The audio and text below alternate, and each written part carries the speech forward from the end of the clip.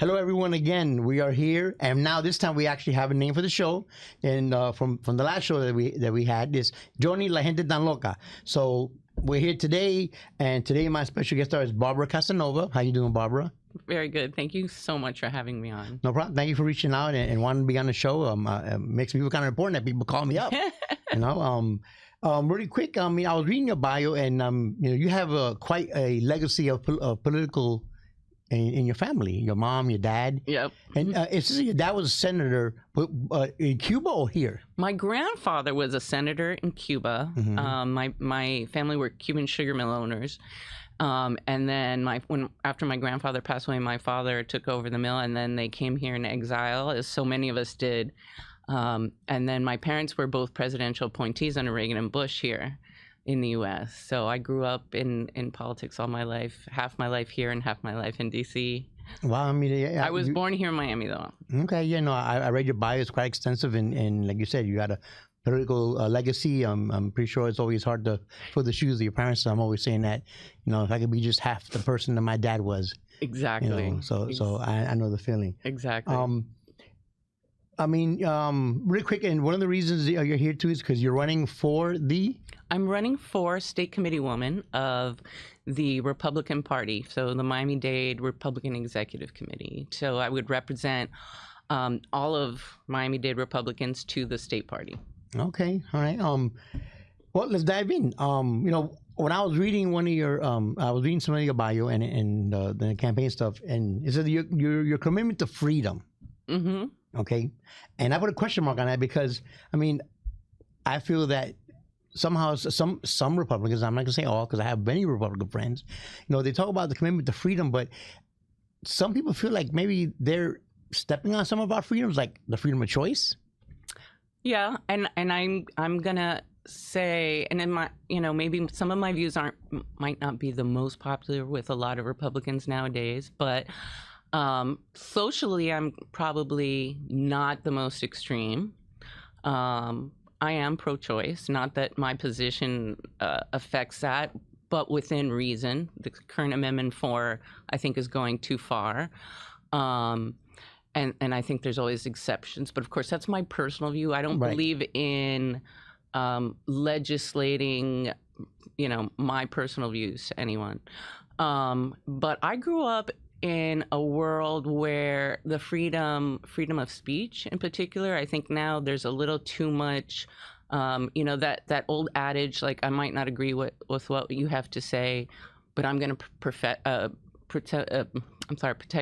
your right to say it to the death. And I think that should continue to be. And nowadays, if you don't agree with someone on either side, you get canceled or you get labeled. I'm so sick of so many terms, and everyone wants to know, what kind of Republican are you? I go, I'm just a Republican. I like to say I'm a Reagan Republican, but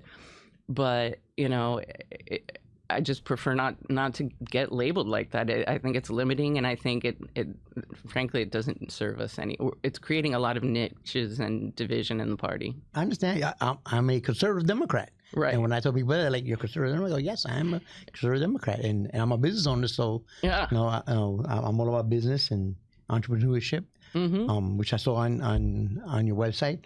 And when you was, and one of the things that you would, talk about, so that let's segue into the less government, which is like what you said. I think, we should have less government, and one of those would be, like freedom of choice, and in schools, I think. And I would love your opinion on that. I think that the current legislators they're diving too much into control on the schools, and I think it's taken away a lot of the parents' rights. Okay, and not saying that they're wrong or right, just that I think they're taking away what we're fighting for, and that's as a parent, the choice to decide what we want for our children. Right. Yeah, I agree with school choice, and I'm actually helping a candidate, Haley Ross, who's running for school board in District 3, and this is an issue that is really getting a lot of people upset because they think that school choice is some way of diverting your tax dollars to someone who doesn't deserve it, and at the end of the day, if we all think that, the free market system, if you're doing things well, people will not want to leave your system. But parents should have the ability to choose a school that children have a variety of needs, emotional, physical, psychological, religious, different IDPs, and parents should be able to find schools that better fit them. And I wholeheartedly agree with that. I think if the public school system was doing well, then parents are gonna stay in the system. Okay. Well, I wasn't actually talking about the charter school, public school thing, but we're gonna come back to that. Oh, okay. I was talking more about, the banning of books, allowing the government to choose what your kids should read or not read. I believe that should be up to the parents. Especially when it comes to history. Yeah. I mean, there's a saying that if we don't, learn about our history, we're bound to do it again. Exactly. No, I absolutely. I mean, I don't believe in book banning, but I do believe that things need to be in schools age appropriate, and I think that there's been some kind of pushing the line in that. I don't. Where they talk about, I'm sorry, I'm having a senior moment. Books that are geared towards 3 or 4 year olds that are talking about transsexual issues. I mean, I can't even understand why someone would think that would be appropriate. We want to be inclusive, but those are conversations that don't even have to be had. So parents should be making those decisions, so I think that there's a way to have a library system where parents need to okay what, if there are particular books that, right, versus banning them outright. Well, my grandson just started 5th grade. Mm-hmm. And I can tell you, I mean, and I'm very involved in my grandson's school, and because that's the type of grandfather I am. Mm-hmm. And I can tell you, I've never come across any of that in 3rd grade or 2nd grade. And I think, to be blunt, I think they've made stuff up that's not really happening in schools, because I never recall that. And I have 5 kids that went through the public school system. Okay. And I've never come across where, I had to worry about them reading something that was inappropriate, whether in 3rd grade, 4th grade, or 5th grade, or 8th grade, or high school. Mm-hmm. And like I said, I have 5. Yeah. I think the way the system is set up right now, it is set up that way where 3rd graders read 3rd grade level books, mm-hmm. and 4th grade read 4th grade level books.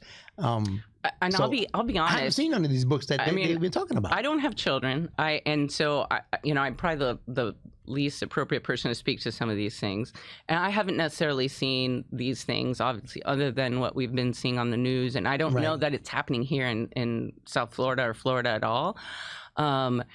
So it could be fake news, as we talk about in the media. Mm-hmm. But apparently there's some books out there that are geared towards certain issues. I honestly don't think that is something that's happening here. But of course, it's been a long time, I think, since any of us have been through school or had our kids go through school. Right. So perhaps it's something. I think it's something that's newly being brought up in certain areas, in the more liberal areas of the country. Honestly. Yeah, I think there are these books, because there are these books, and if you look them up on you can buy them on YouTube. I think about the 2 penguins and stories, but right. I don't know that they're even in the public school system, so I don't really want to address that as an issue. Buying them online is a lot different than being in school. Right. That's a parent's choice, and that's all for it. If you those are conversations that conversations that I think should be had, but with the parents, not with. I agree. And if children are representing early on before to teachers and counselors in school, then parents should be notified, because those are conversations that, again, and unfortunately some parents are very disengaged and not very active in their their children's education and well-being. But I think for the most part, parents are responsive to that. And right. Well, that's that can be another topic of young parents having young children. Oh yeah, that's another another issue. That's when the disengagement, in my opinion, comes in. And I think instead of worried about banning books, I think we should educate the young adults that are becoming parents to how to parent. Exactly. And I think we should be teaching kids in high school and middle school how to be good citizens and like having a bank account and finances and think real world issues, so they don't go out in the real world and they're like, oh, I never learned how to do any of this stuff. And it's just, that's how to be an adult. Well, we ain't got to teach them how to write a check anymore, because now everything's Zelle and Cash App, huh? I can't even, yeah, true. And they can't even write script, which is bizarre to me. But I understand. You said, you mentioned also that your parents were exiled in 1960. Yeah. They came over from Cuba to here. Yeah. If Trump was president at that time, you think they would have been able to get in? Yeah, absolutely. I think, and I've always felt a little bit of, I think, Cuban guilt, because Cubans have always had special privilege as far as immigration because of the issue of dictatorship and the government. Right. But I don't think that would have been any different under Trump or any other. Certainly under Clinton, questionable. Because, then you had to have wet foot, dry foot. Right. Long are the days where if you jumped off a boat that the Coast Guard would bring you and you'd come to the U.S. and you were welcome. Well, I actually watched the Republican National Convention. I like watching that. I watch them all, because it's a good way to get informed. And when he spoke, he didn't particularly say, that we're going to leave out certain type of Hispanics. He said he was sending everybody back. He wasn't allowing nobody in. So how would that have been different if he said that? I love Trump, and sometimes I think he needs to be a little bit more measured. I'm on the Latino Americans for Trump Coalition and leadership, and we're talking with their community media team every day.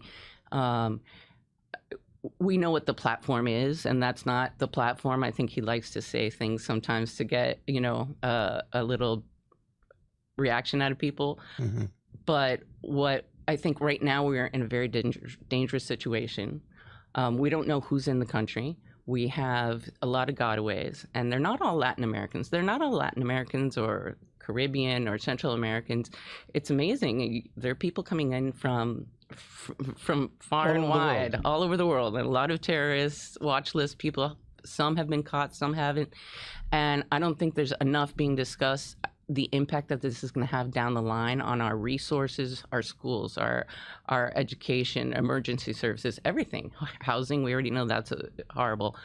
But I think that a lot of people are, a lot of people want to come here for the American dream, and I don't fault them for that. As long as we come here through a process, whether that is they're vetted properly and stay in Mexico. He does support the stay in Mexico was something that he supported, and Mexico agreed to that. So it's a far better system than giving people a court date next year and having them run wild. And I mean, the way you're wording and saying it, okay, I can understand that. And like I said, I saw the convention and I heard his speech, but if like you said, you're on the Latino coalition for Trump and everything, okay? So if he should know that words do hurt, and I'm an Ecuadorian. I was born in Ecuador. I came over at a young age. I grew up in New York. I'm also a Navy veteran.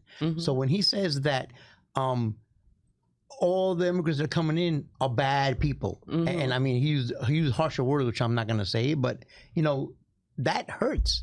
Because my mom wasn't a bad person when she came in. She came in, to work and give us a better life, and so did my dad. And, in fact, the one I consider my dad is the one who grew me up. He was the money lead that came into the Mariel. And he wasn't a bad person. He worked all his life till the day God sent for him. So when he says these things, he's got to understand that he's hurting people, and people I feel that he really means that. That's the way he feels about Hispanics. And people can misconstrue what you say on social media and things, and they are hurtful. And I don't condone sometimes his language, and I don't think it benefits us. But knowing the policy and the end result that we have as a result, a stronger economy, a stronger security, national security, I would rather have someone that doesn't always have the right wording or messaging than someone that has policies that I think that are going to take our country down. So, well, okay, we're getting into that in a second. One of the things that I read on you said that the party has failed. Okay, and I think we discussed it over the phone a little bit before, and I mean, and we hear it on both sides that the party has failed. So, in your opinion, and how do you feel that the party has failed? Because you are Republican, and you say you're considered a regular Republican. So, how do you feel that the party has failed, and where you want to be elected as the next committeewoman? Yeah, what would you do different to better the party? Well, yeah, absolutely. The party has failed. And, the Republican Party has a history of not really investing in the long game and having a good strategic plan and communications and training its grassroots development team. But more so now than ever, when I moved back here in 2019 from DC for the last time, I was shocked by the corruption, obviously in Miami-Dade County, and it's very blatant. But I was even more saddened by the party. It's functioning as an elite social club, not inclusive. It's not very active. And anytime someone with passion shows up that wants to get involved and make a difference, we're being infiltrated. And it finally got to a point where I couldn't take it anymore. And I couldn't sit by and continue watching the party function this way and only show up every 4 years, maybe a little bit. I mean, no one's even talking about the fact right now that there are a lot of elections that are NPA, so there's no party affiliation, but there are only one Republican. No, the party is not endorsing. The party hasn't sent out any get out the vote communications. They're not doing any real training and grassroots development for the long game. So I've already, I work very closely with the Leadership Institute. I've already started developing a training.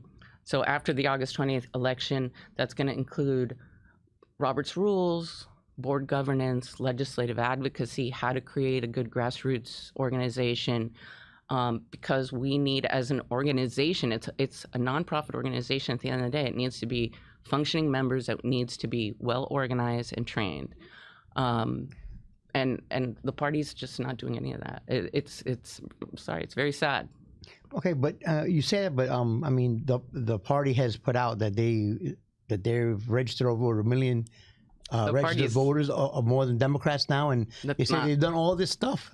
The party is not registered any voters. The party here in Miami-Dade County is actually not registering any voters. I discussed this with them, and there's very strict rules around voter registration. Right. You have to be an entity which they can register, but you have liability issues. Which the Republicans changed the rules. They changed the rules themselves. Yeah, and they don't want to participate. So guess what? So I had to form a nonprofit organization and a political committee called Citizens First, so that I could become a third-party voter registration entity. Right. And I'm registering voters. So Republicans are registering. There are new voters out there. There are new people that want to be active in the party, but the party is not responsible for that. We talk about this red wave, but it's kind of by the skin of our teeth. So we've just, reached 1 million Republican voters, but it's not because the party is doing it. The party needs to either step up or get out of the way and let someone else take control. Well, I'm going to be honest with you, Barbara. I expected. I mean, I see you more moderate, and I am, and I have a lot of Republican friends. Some real hardcore, and we still get along. We bother each other, but I mean, honestly, I feel like I see you more moderate, and I think more Republicans should think this way. I'm a capitalist at heart too, because I'm an electrical contractor, and so I do believe in giving everybody the same opportunity. Mm-hmm. A lot of times, I have Republican friends that say, "Oh, well, handouts." No, we never talk about handouts. It's giving everybody the same opportunity, like my parents had, like I had, like what my children are having because of the hard work that I put in. And maybe it's the language, like you said. Maybe we need to, go back to all of our elected officials and say, look, we want to be more inclusive, and we're not doing it if we're going to be using certain language that we're, leaving people out. Yeah. As a matter of fact, I recently, last month or 2 months ago, we were in D.C. and at the Leadership Institute. Again, I love that organization. We were having a board training, and we talked about, like, stop having this negative language, like stop talking about rhinos and like other names that we call the liberals. There's some that are I don't even want to say because they're very ugly, but that it doesn't serve us any good to be focusing on the negative and creating that division even within the own party. I'm so sick of talking about rhinos or America First or this, that we need to stay on the positive side, and really focus on the goal and get the ball across the goal. And that's right. As for me, that's growing the party, electing Republicans, and I very much support immigration because, as we said, my parents are immigrants. But and I think that we need to do more to help our community, because we do have now a large number of documented as well as undocumented immigrants coming into the country, to make sure that we're serving them well. Yeah, I totally agree. Project 2025, they call it the wish list for Trump. Mm-hmm. What's your take on that? So that is not Trump's platform. That's a Heritage Foundation platform. Mm-hmm. And I'm a little surprised by it. And I think my view is that someone at Heritage said, wow, we're doing really well. The Republican Party said, like, maybe we can get this stuff by, and put together their wish list. Every administration has always a transition team that the president and his staff put together to find people to fill appointments as well as staffing positions. I know that some people that previously were in his administration were part of the crafters of this document. I think they went too far, and I don't know. Obviously, I'm not part of the Heritage Foundation. I'm not sure what they're thinking. It did us a huge disservice, and Trump has his own platform that's on his website under Trump 47, mm-hmm. And it's not this extreme wish list. I think that it was talk about getting rid of education. I mean, certainly a lot of agencies, which I think would never happen. I think now can we have less red tape and less regulation, unnecessary regulation? That would be a wonderful thing. But I think eliminating agencies is ridiculous. And the thing is that it's scaring a lot of people. Get scared. But see, people like you, me, and some of the people that might be listening, they might understand it because we're in the political realm. Exactly. So we know that these things they're just not going to happen, because you can't eliminate some agencies. IRS is an agency that you can just eliminate. Yeah. So I mean, we haven't even had any success in really changing the tax system at all. Much less get rid of it. People that don't know. Mm-hmm. They get scared about it, because I've had a lot of people call me, mm-hmm. Especially Ecuadorians that because I'm very involved in the Ecuadorian community, and they always call me up, Johnny, what is this? What's going on? Am I going to get kicked out? What's going to happen? And I have to explain to them that this is Project 2025 is just extreme, and don't pay attention to it, because it's something that I know most of it can't happen. It just can't. Yeah. Exactly. I've had we're having the exact same experience. People are going like, well, I'm not going to support Trump. Did you see Trump, Project 2025? And I'm like, that's not part of his platform. I understand you're scared. I don't agree with it. It's ridiculous. They should never put it out there. It only, if I didn't know any better, I'd think that someone put that together to hurt him, because as soon as it got out there, they should have known that it was going to be picked up by the media and taken and just. Okay. I want to go back to the school choice between the charters and the public school. Mm-hmm. Okay. I personally, I don't like charter schools. Mm-hmm. I think that the money that goes to charter schools, because we get public money that goes to charter schools, I believe they should be under the school board, and they're not. Mm-hmm. It's a private entity that they get to keep the building, because I'm in construction, so I know all about that. One of the persons that I ran against back in the days, was one of the ones that helped form that. I believe that if you're going to get public money, It should be under the umbrella of the school board, and they're not. Your take? I would agree that they should probably be more regulated by the school board. I'm not going to disagree with you on that. Wow. you come argument right away. But it doesn't mean that I still don't believe that school choice is a good thing. And I'm someone who went most of my life through the private school system, not here in Florida, but in D.C. So my parents were paying taxes and paying tuition for the option of having me in a different school system that they thought was better for me. And I think that parents should have that right. Even though charter schools, I think it should be a hybrid, private public entities. But it should probably be regulated more closely by the school board. But I have a question. Okay, so and yes, we should have. I surprised you there, didn't you? Yeah, we do. No, we should have a choice of schools. But one of the things that I've noticed is that a lot of charter schools, they get to pick and choose the students, because it is like, anybody can just go, okay, you're right in. They pick and choose their students. And a lot of people feel that they're picking, like, let's say, the cream of the crop, and then the ones that need the help, that have those IEPs and that the charter schools can give, can't get in. That's interesting. And the reason would be because there's such high demand that unfortunately they can't accommodate every, if they only have can accommodate 100 students and they have 200 applicants, they have to have a way of picking and choosing. And I'm not really sure what the standards are, what the regulation is on that, but perhaps, there has to be a certain number of positions that are maybe for more in need. I think would probably be a good solution, a percentage that would be for students that have greater need. But again, coming from someone who had gone to private school, I had to go through testing and interviews and a whole system. But that is a wholly private entity, being that this is not really, it should be in a hybrid. I think that should be regulated slightly different. And so I'm going to agree with you again. Okay.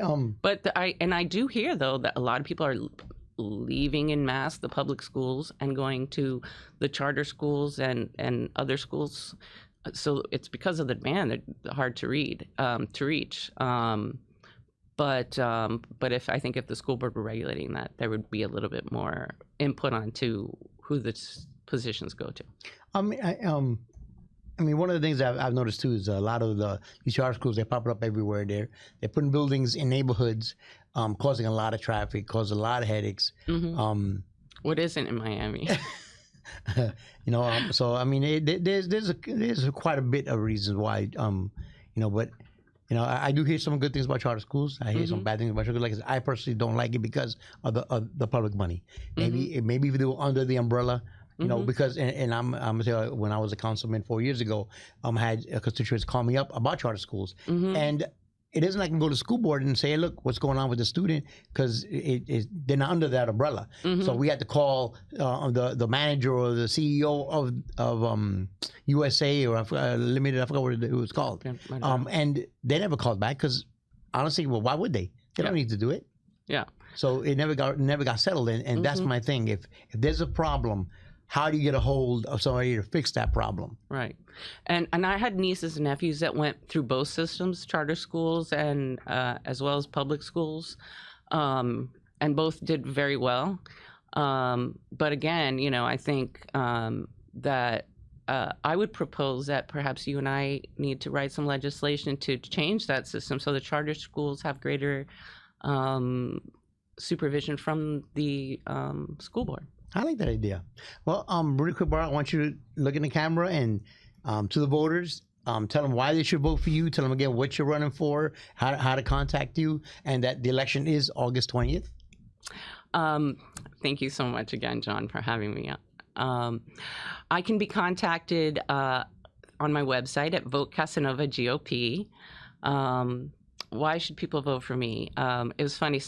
One of my opponents called me establishment the other day. I said, maybe that's one label that I will take. And not that I really am, but it means that I've been in the system for a very long time, and the national level and the local level, working with candidates, working with organizations, and I think we all know that the Republican Party needs to be changed, and I think I bring to the table a unique experience within the party that I can get things done. I believe, even though I'm not an elected official currently, I'm out registering voters. I'm working with developing training to educate citizens. I'm kind of a workhorse, usually behind the scenes. I never thought I'd run for office, but I think that time has come. And again, I advocate for a strategic plan that's going to look beyond November, so that everything doesn't disperse, and communications and developing a stronger grassroots organization, none of which the party is currently doing. And I have the means and experience to do so. So I hope you all vote for me. Vote Casanova, GOP. .com, and the election is August 20th, and there's no runoff, so it's winner take all. So okay, and just so the voters know and viewers know, you can go vote right now. We have early voting going on right now, at several libraries. You can look it up on the election site. I don't know more by heart. I know South Day Government Center is one. The library on Coral Way is another. There's quite a few more, but look it up. You can go vote now. Early voting is the last day is Sunday. Yes, correct. Okay, then Monday there's no voting, and then Tuesday is the election. Yep. And this is countywide. And it's countywide. My position is countywide, and I so far the turnout has been very low. I think earlier this week was only 2%. Wow. So I really encourage people, don't wait till the last minute. Come out, vote. I love early voting. I'm going to vote this weekend, and there are fewer lines. Hardly anyone's there. So. Okay, well, Barbara, it was a pleasure having you. I appreciate you coming and reaching out, like I said again. And to the Republicans out there, you have a candidate that is running for the media Committeewoman. Look her up. Her website is on the screen. It was scrolled on the screen sometimes. You can reach out to her. Again, thank you very much for tuning in to Johnny La Gente Tan Loca. I love it. Show. And I will see you next Thursday. Everybody have a great weekend. And again, and by the way, all the kids that went to school today, I hope you had a very good first day of school.